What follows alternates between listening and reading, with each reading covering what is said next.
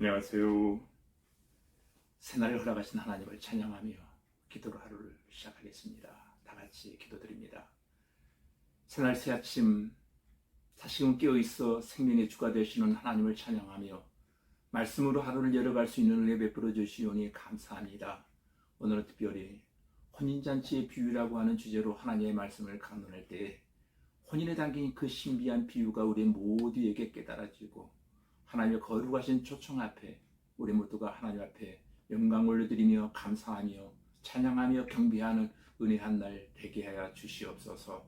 예수님 이름으로 기도하옵나이다. 아멘. 네, 오늘 우리에게 주신 하나님 말씀은 마태복음 22장 1절로 10절까지 제가 읽어드리겠습니다. 예수께서 다시 비유로 대답하여 이르시되 천국은 마치 자기 아들을 위하여 혼인잔치를 베푼 어떤 임금과 같으니 그 종들을 보내어 그 청한 사람들을 혼인잔치에 오라 하였더니 오기를 싫어하거늘 다시 다른 종들을 보내어 이르되 청한 사람들에게 이르기를 내가 오찬을 준비하되 나의 소와 살찐 짐승을 잡고 모든 것을 갖추었으니 혼인잔치에 오소서 하라 하였더니 그들이 돌아보지도 않고 한 사람은 자기 밭으로 한 사람은 자기 사업하러 가고 그 남은 자들은 종들을 잡아 모욕하고 죽이니 임금이 노하여 군대를 보내어 그 살인한 자들을 진멸하고 그 동네를 불사르고 이에 종들에게 이르되 혼인잔치는 준비되었으나 청한 사람들은 합당하지 아니하니 내거리 길에 가서 사람들을 만나는 대로 혼인잔치에 청하여 오라 한대 종들이 길에 나가 악한 자나 선한 자나 만나는 대로 모두 들여오니 혼인잔치에 손님들이 가득한지라. 아멘. 네, 지금 본도들의 말씀을 그래서 혼인잔치 비유라는 주제로 하나님의 말씀을 강론하려고 합니다. 오늘도 말씀을 통해서 세미하신 우리 주님의 음성이 여러분 모두에게 들려지고 깨달아지는 은혜의 시간이 되어지기를 주님의 이름으로 축복합니다. 1절부터 14절까지는 혼인잔치의 비유입니다. 천국은 마치 자기 아들을 위하여 혼인잔치를 베푸는 임금과 같다고 했습니다. 그러므로 천국잔치에 초대받은 것은 아주 영광스러운 일입니다. 즐겁고 신나는 일입니다. 하지만 예수를 믿는다는 것에 대해 굉장한 부담을 느끼는 사람들이 있습니다. 예수님을 내 인생의 주인으로 모시고 산다면 그보다 더 영광스러운 일이 없을 것이며 더 기쁘고 즐거운 일은 없을 텐데 그런 영광과 기쁨을 찾지 못한 사람들이 많다는 것입니다. 우리는 하나님 앞에 예배를 드릴 때마다 혼인잔치와 같이 기쁨과 감사가 넘치는 예배가 날마다 하나님 앞에 드려져야 할 줄로 믿습니다. 하나님께 영광을 돌려야 할 줄로 믿습니다. 혼인잔치 비유에서 잔치에 참석한 사람들 중에 예복을 입지 않고 참석한 사람들이 있었습니다. 임금은 그들에게 예복을 입지 않은 이유에 대해 물었지만 그들은 유구무원격으로 아무 대답도 하지 못했습니다. 임금은 종들에게 그들을 바깥 어두운 곳에 내어 던지라고 명령했습니다.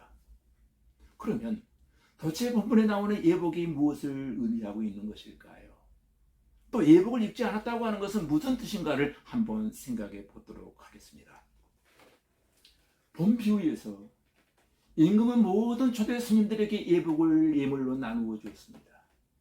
근동 지역에서는 부유층이나 왕실에서 잔치를 배설했을 경우 초대 스님들에게 선물을 나누어 주는 것이 보통 관리였다고 합니다. 선물 중에는 대개 의복을 주는 것이 많았다고 합니다. 그리고 의복을 선물로 받은 사람들은 감사의 표시로, 축하의 표시로 그 옷을 즉석에서 입고 잔치를 빛내주는 것이 그 당시 예법이었습니다. 만일 그 선물을 거절하거나 즉석에서 입지 않는 경우에는 그것은 주인을 크게 모욕하는 것이 되어지는 것입니다. 그렇다면 본 비유에서 예복은 무엇을 뜻하는 것이겠습니까? 그것은 곧 만왕의 왕 되신 하나님께서 많은 사람들을 구원의 잔치 자리에 초청하시기에 보내신 독생자 예수 그리스도의 대속의 은혜를 가리키는 것이기도 합니다. 그것이 바로 하나님께서 우리에게 주신 최상의 선물이며 예복입니다. 그러므로 임금의 잔치에 초대받고 이 잔치에 참여한 모든 사람들이 예복을 선물로 받았듯이 우리도 복음 전파를 통하여 초청을 받았으며 또 예수 그리스도의 대속의 은혜라고 하는 귀한 예복을 저와 여러분은 선물로 받은 것입니다. 본 비유에서 예복을 입지 않았다고 하는 것은 무슨 의미이겠습니까? 그것은 한마디로 예수 그리스도의 대속의 은혜에 대한 믿음과 신앙 고백이 없다라고 하는 것을 뜻하기도 합니다. 그 예복을 선물로 준 하나님을 못 오겠다는 뜻입니다. 하나밖에 없는 독생자 예수 그리스도를 우리에게 선물로 주셨는데 그 대속의 죄복을 힘입어 속죄함을 얻고 참 기뻐하는 마음으로 하나님 앞에 나오기를 바라셨는데 하나님은 그 사랑을 인간들이 거부해버렸다는 뜻이기도 합니다. 또한 형식적으로 다른 사람들과 어울려 종교적인 모양은 갖추었으되 그 마음이 믿음이 전혀 없다는 뜻이기도 합니다. 마지막 심판날에 우리가 하나님 앞에 내보일 만한 것이 무엇이겠습니까? 그것이 바로 예수 그리스도의 피공로를 의지하는 믿음뿐인 줄로 믿습니다. 그분의 피공로로 의의 예복을 입지 않고 우리 자신의 죄로 인해 더러워진 남루한 옷을 입고서는 거룩하신 하나님 앞에 결단코 설 수 없다는 것입니다. 14절 말씀에 보면 청함을 받은 자는 많되 택함을 입은 자는 적다 하고 있습니다. 도대체 이 말씀의 의미는 무엇을 가르치고 있는 것일까요? 오늘날 수많은 사람들이 교회에 발을 들여놓고 있습니다. 그러나 교회에 발을 들여놓는 것이 곧 구원을 의미하는 것은 아닙니다.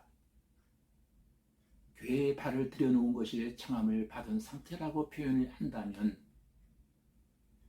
초청을 받고 나오신 여러분은 모두가 다 택함받은 구원의 성도들이 다 되시기를 주님의 이름으로 축복합니다.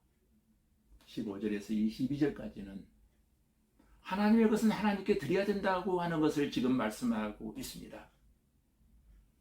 바리새인들이 지금 세금 내는 문제를 가지고 예수님께 물었습니다. 그 내용이 가이사에게 세금을 내는 것이 가한지 불가한지를 물었던 것입니다. 18절에서 예수님께서 그들의 악함을 아시고 이르시되 외식하는 자들아 어찌하여 나를 시험하느냐 라고 하셨습니다. 그들의 악한 의도를 가지고 예수님을 시험하기 위해서 질문을 던진 것이었습니다. 그 사실을 주님은 너무도 잘 알고 계셨던 것입니다. 그래서 주님은 그들에게 어찌하여 나를 시험하느냐고 묻고 있는 장면이기도 합니다. 그리고 난 뒤 주님께서는 하신 말씀이 있습니다. 가이사의 것은 가이사에게, 하나님의 것은 하나님께 바치라고 말씀하셨습니다. 세상에 가이사의 것이 어디에 있겠습니까? 다 하나님의 것이죠. 이게 사실이죠. 설령 그렇다 할지라도 우리가 가이사에게 내야 할 것이 있습니다. 그것이 바로 세금입니다. 그리고 11조는 하나님께 바쳐야 합니다. 하나님의 것은 하나님께 바치라고 지금 말씀하고 있는 것입니다. 아무튼 우리는 하나님의 것과 가이사의 것을 섞어버리면 안 된다는 것입니다. 뿐만 아니라 가이사에게 바친 것을 하나님께 바친 것으로 착각해서도 안 된다는 것입니다.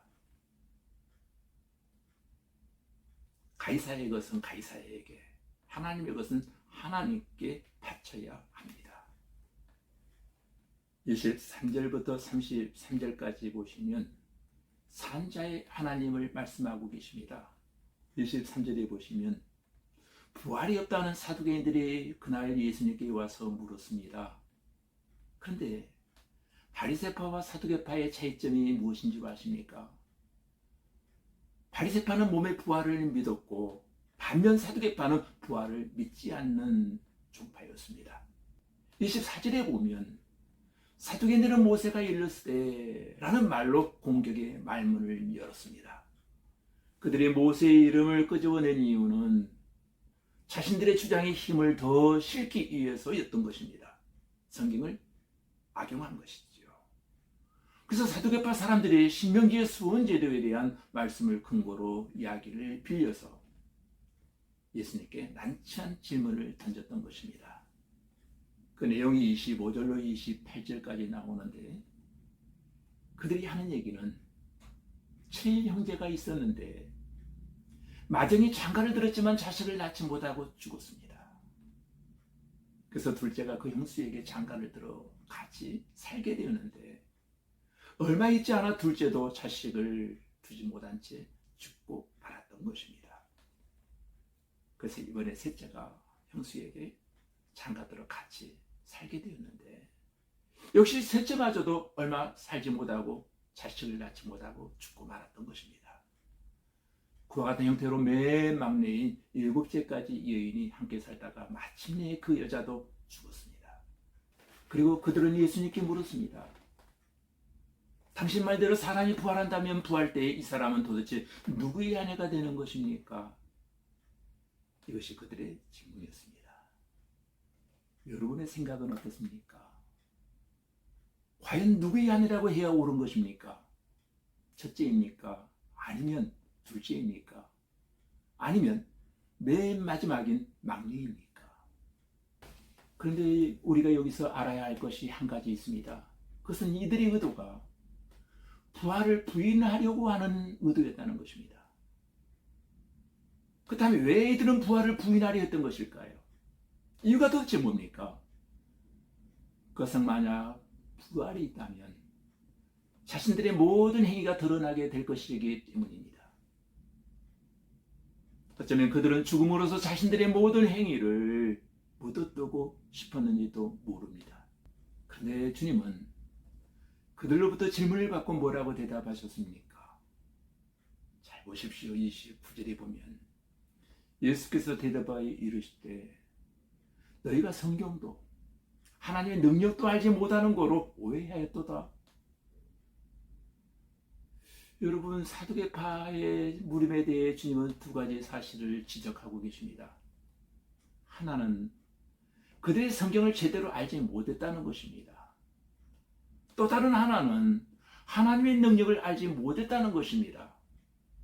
두 가지였습니다. 주님은 30절에서 이렇게 말씀하십니다. 부활 때에는 장가도 아니가고 시집도 아니가고 하늘에 있는 천사들과 같으리라. 무슨 말입니까? 장가가고 시집가는 것은 이 세상에서의 존재 양식입니다.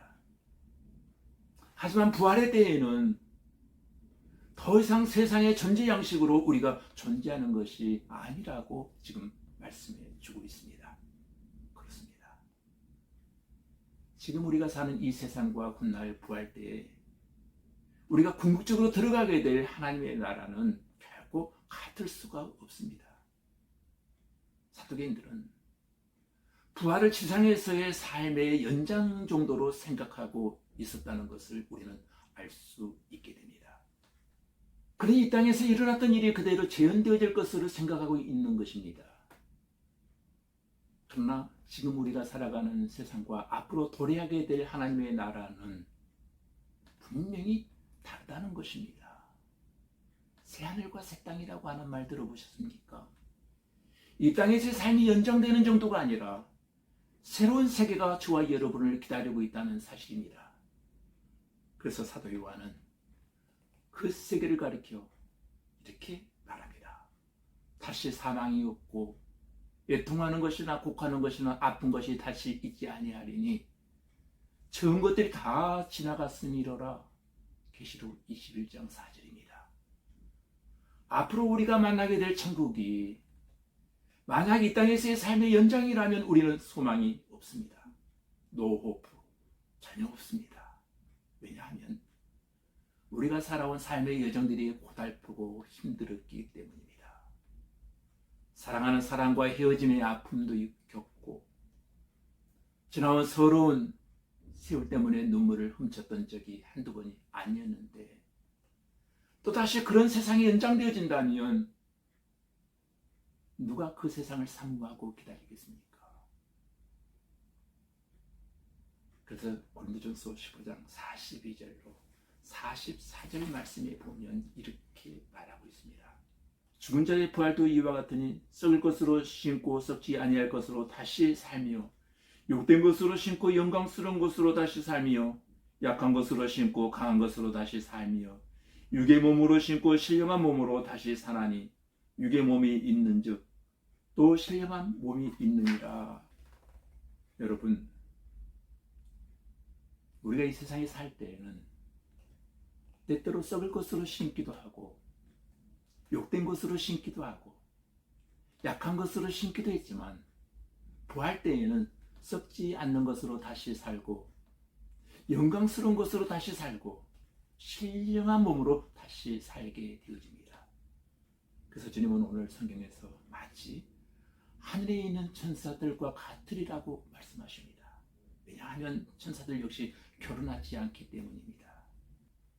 34절부터 46절까지 보시면 큰 계명에 대한 논쟁의 결론을 내려주고 계십니다.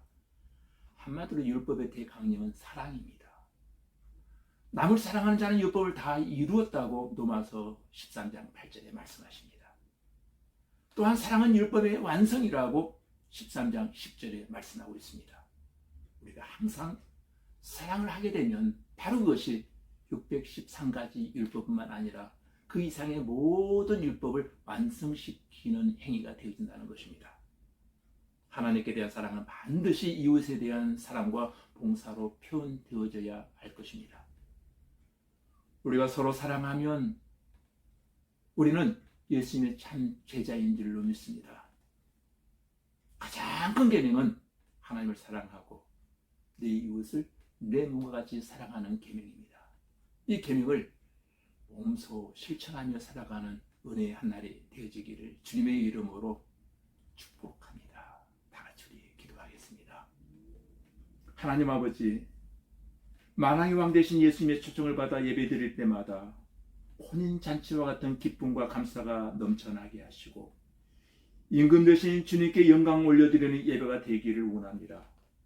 청함을 받은 자는 많되 택함을 입은 자는 적다고 하였사오니 교회에 청함을 받고 발을 들여놓기는 했지만 택함받지 못한 성도들이 얻게 하시고 모두가 다 택함받은 구원의 성도들이 다 되게 하여 주시옵소서. 하나님, 오늘도 새하늘과 새 땅을 바라보며 살아가는 천국 백성들 감당할 수 있는 믿음과 영역을 날마다 덧입혀 주심으로 말미암아 주님의 부르심 앞에 오늘도 크게 응답되어져 사랑의 실천자로 살아갈 수 있는 우리 모두가 되게 하여 주시옵소서. 예수님 이름으로 기도하옵나이다. 아멘.